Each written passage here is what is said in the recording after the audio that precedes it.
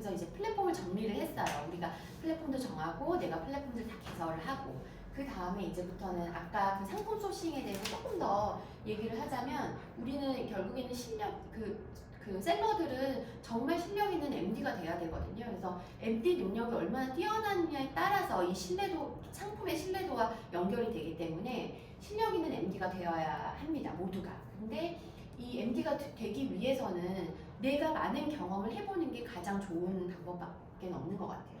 그 좋은 MD가 되기 위해서 상품과 모든 서비스를 내가 많이 경험을 해야 하고 그 경험을 하기 위해서는 오프라인에 굉장히 적극적으로 움직이면서 내가 경험을 해봐야겠죠.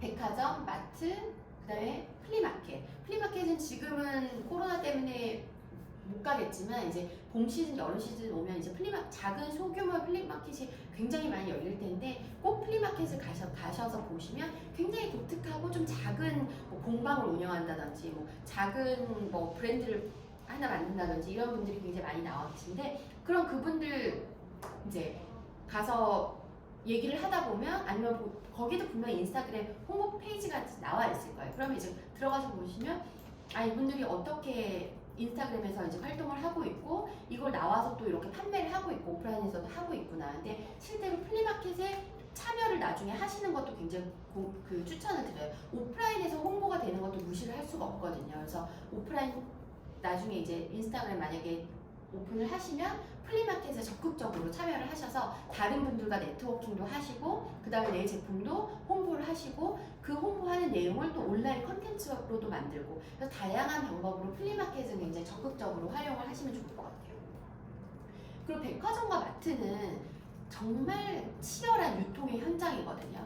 지금까지는 내가 고객으로 이 유통에 갔었다면 이제는 백화점, 우리나라의 탑 백화점 롯데 명동, 신세계 명동, 그 다음에 신세계 강남, 그 다음에 현대백화점 코엑스, 그 다음에 갤러리아 백화점, 현대 판교 이런 백화점들은 우리나라 탑 백화점들이에요. 이런 백화점들은 주말마다 주중마다 굉장히 큰 이벤트들이 계속 매주 열리거든요. 그러면 특히 1층 행사가 많이 열리는 1층과 지하 1층은 집중 공략해서 내가 이제 소비자가 아니라 내가 MD의 시각으로 방문을 하는 거예요. 그러면 무궁무진하게 내가 할 수 있는 아이템들이 펼쳐져 있어요. 어떤 식품을 한다든지 아니면 뭐 공산품을 한다든지 내가 여태까지는 소비자의 시각으로 가서 봤다면 이제는 가서 MD의 시각으로 보면 굉장히 또 다른 또 새로운 마켓이 열려 있고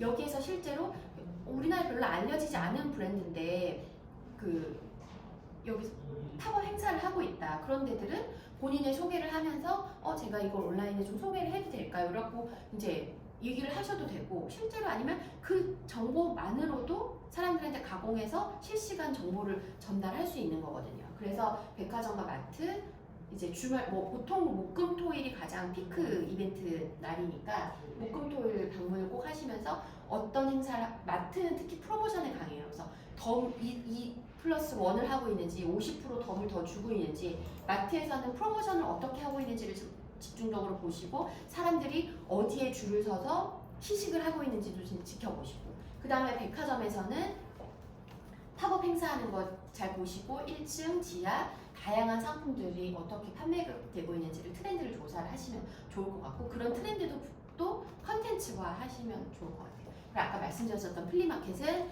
가서 벤치마크도 하고 그 다음에 나도 참여를 하고 그거를 온오프라인으로 계속 연결시키시는 게 좋을 것 같아요.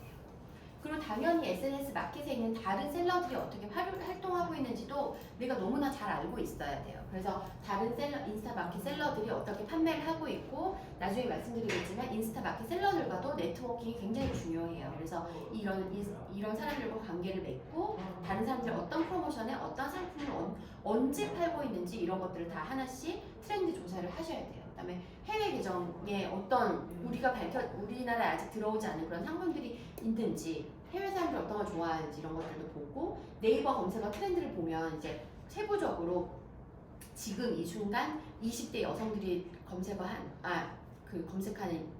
단어 그 다음에 뭐 30대 남자가 검색하는 단어들이 실시간 트렌드로 나오거든요. 그래서 이런 검색어 트렌드를 보면서 지금에 있는 사람들 연령대별로 이렇게 타겟별로 나눠서 검색어들을 유행어들을 한번 보시면 좋을 것 같아요. 그러면 상품들이 또 다르게 보이실 거예요. 그래서 처음 이제 소싱을 이제 본격적으로 해야 하는데 그러면 이제 단계별로 조금씩 다를 거예요. 그래서 시작할 때는 조금 어떻게 보면 알려진 제품을 한다든지 아니면 딸기와 떡볶이처럼 사람들이 누구나 특별한 브랜드에 치중하지 않고도 쉽게 구매할 수 있는 상품을 선택을 하시는 게 아무래도 좀 편하겠죠. 그렇게 해서 알려진 브랜드의 제품을 최저가에 뭐 상품 공급을 한다든지 뭐 초반에는 어쨌든 나를 이제 내가 상품보다 내가 덜 유명하니까 상품을 위주로 이제 운영을 하시고 두 번째는 이제 그러면 이제 거기에 조금 더 익숙해지고 고객이 한 뭐 몇십 명, 100명까지 늘었다 이랬을 때부터는 이제 본격적으로 내 다른 상품들, 인생템들을 공유를 하시고 이제 성장하는 단계에서는 분명히 나를 알려주는 제품의 한계가 생기기 마련이거든요. 그러기 위해서는 여러 가지 상품들을 나도 경험하고 고객들한테도 경험하게끔 해주면 결국에는 3단계로 갈 수 있는 단계가 오게 돼요.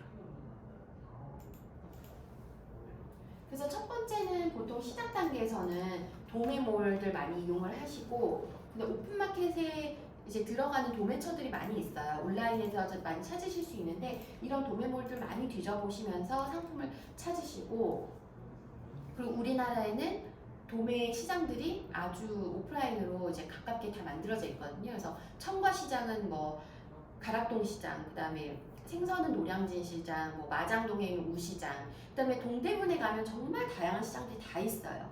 의류 시장부터 시작해서 부자재 시장, 그다음에 뭐 소품 시장, 아이들 장난감 시장 정말 오프라인으로 다 있고 남대문 시장에 가도 거의 전 카테고리 뭐 수입 의류부터 수입 그다음에 식자재 그다음에 다양한 뭐 그릇 뭐 다양한 카테고리 남대문에 다 있거든요.